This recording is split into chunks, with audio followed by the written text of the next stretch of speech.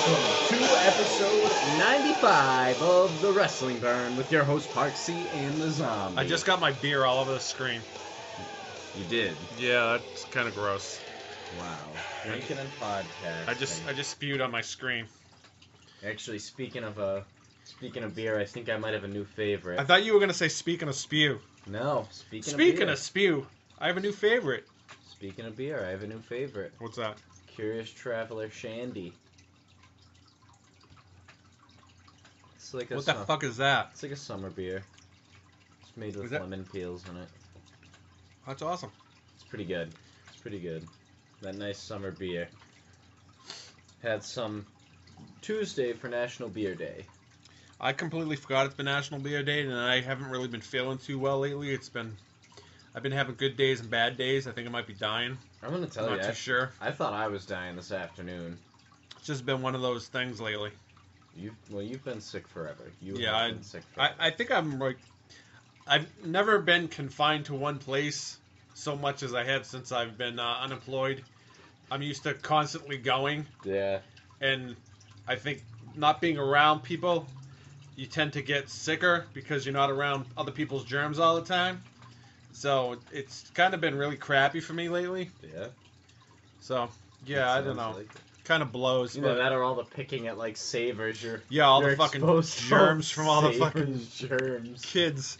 And fucking sneezing on the shirts and then the place not washing them and then I'm touching them and then putting my hands in my mouth. Ah! That's disgusting, dude. Yeah, think about that for a little bit. Yeah. I was wondering what the snot was on the bottom of the shirt. Let me taste it. Oh! Dennis, what's on that shirt? That's taste you. Some guy wiped himself off with his shirt after he ejaculated on himself. Oh my god! That's gross! Good to see we haven't changed. It feels like it's been a long time since we podcasted. It's only been a week. Yeah, it's been a week, but hey, our views week. are down. Hey, we're getting better. High five. Our views are down this week? Views are down this week. And I got allergies, can you see? Hey, wow, yeah. Yeah, Man, big time. And I've been using that fucking Flonase crap. Shooting coke up my nose, man. And it really hasn't been helping. Speaking of coke, let's talk about that great Iron Sheik DVD. That was fabulous, man. I posted something up on our Facebook page about it. A must-see jabroni. And Rock got jabroni from the Iron Sheik. Yes. And he admits it too. I give him props for that. He does, and good. And his impression of Sheik was actually pretty good. I was surprised. He does a good Iron Sheik impression. Wow, shit ton of people on that DVD. I like when Jake Roberts was shitting on Hulk Hogan. Jake Roberts doesn't like Hulk Hogan. No. You know what? It is so true from what they say. If the Iron Sheik decided to fucking break his leg, like he said, his words, there would be no Hulkamania. There wouldn't. There would be no Hulkamania. That is so true. And a lot of people say that. If he didn't decide to pass the torch, because Vern Gagne was going to give him like $100,000 to break his leg and walk away with the belt. Most guys probably would have said, yeah. I would have broken his leg. It wouldn't be the first time somebody broke his leg. No, when he first started, actually, somebody broke Hulk Hogan's leg. Yeah. To prove a point.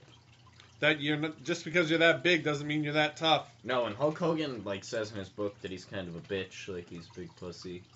Yeah. That whole death threat with Scott Steiner. Oh my god. We'll talk about that in a minute, but yeah. The Iron Sheik DVD was really revealing for a lot lot of things. I didn't know a lot of things, like he was one of the guards, Prince's bodyguards. Yeah, in Iran. And honestly, I wasn't even sure if he was really from Iran. I thought it was just kind of a gimmicky thing. Yeah, that's what I thought it was, and I didn't realize his wife was ginormous. Yeah. Well, when they first showed her, she didn't look ginormous either. Yeah. Then again, he got kind of heavy too after he shaved his head. He actually, no homo, but he wasn't a bad-looking guy before he grew out his mustache. Was pretty thin back in the days, and then he just kind of got fucking fat. It was all the crack, Bubba. Well, I think after his daughter died, and I don't know if this is ruining it for people, but his daughter got murdered. No, he was heavy before then, though. He was heavy in his wrestling days, too. Yeah. But yeah, but when he started doing coke and he already was doing coke though. yeah, him and Hacksaw Jim Duggan. I like how Hacksaw tried not to take any of the blame for it. He's like, I was good. I took one sip of that beer. It was funny because the Iron Sheik says that he got in the car and Duggan got busted for marijuana, and then Duggan turns around and says he had crack and all this other shit on him.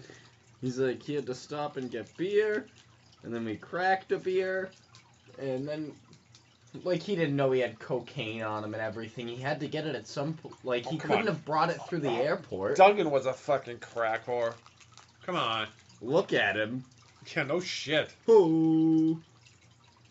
Oh. And then, I like, if you notice, Sheik really did get blackballed from the company after that, and Duggan didn't.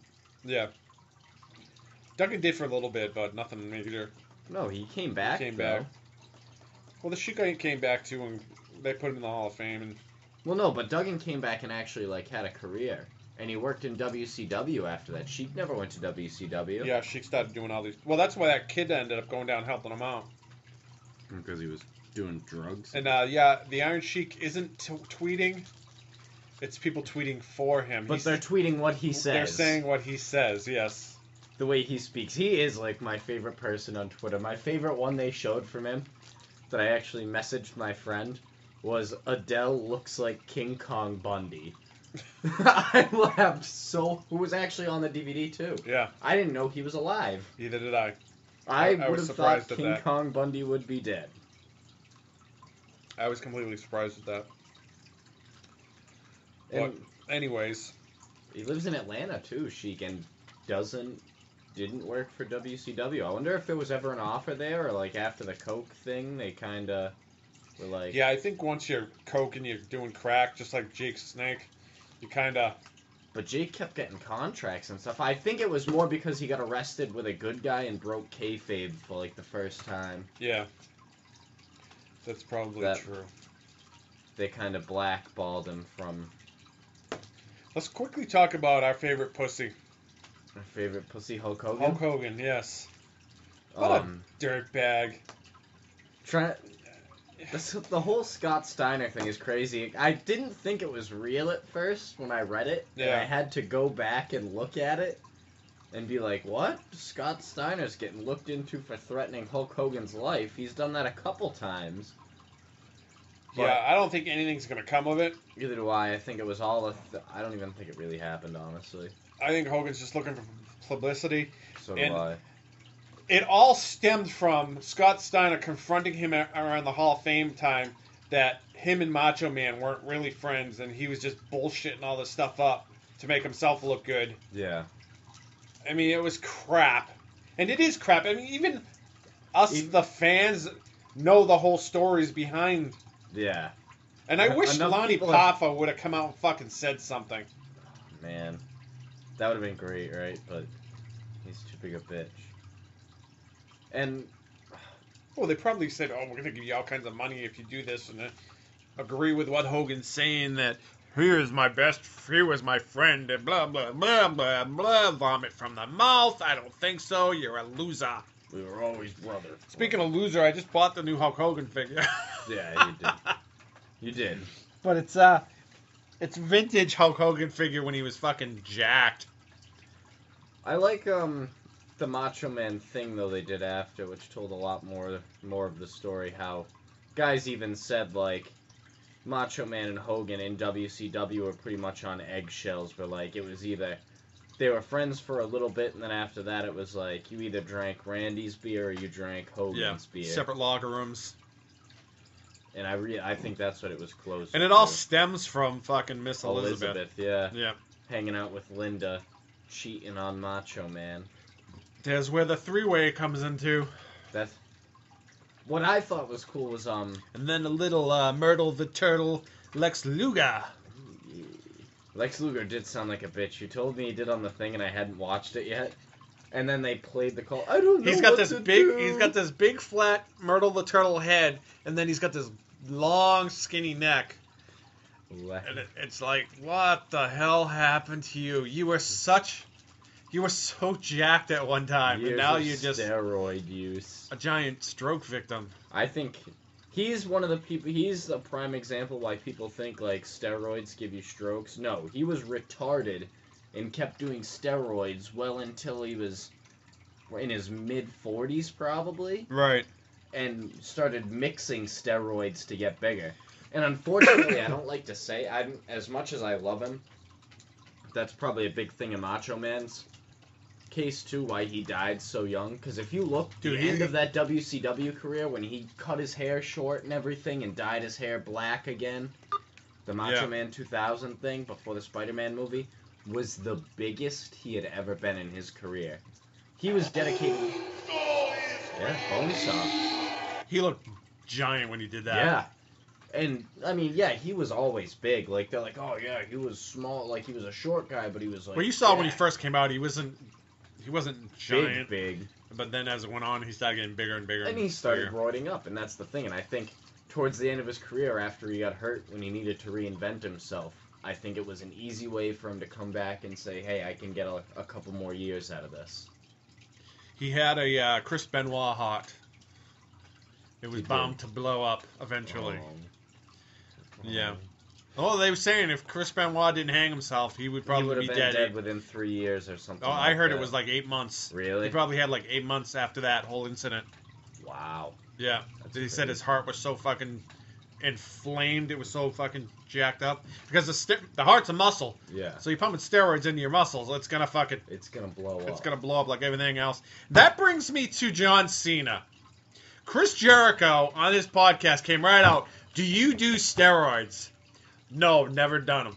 Are you fucking kidding me? I competed as a clean athlete. They drug tested before everything. Fucking liar! I don't know. You know what? I don't deny that he didn't do steroids leading up to it.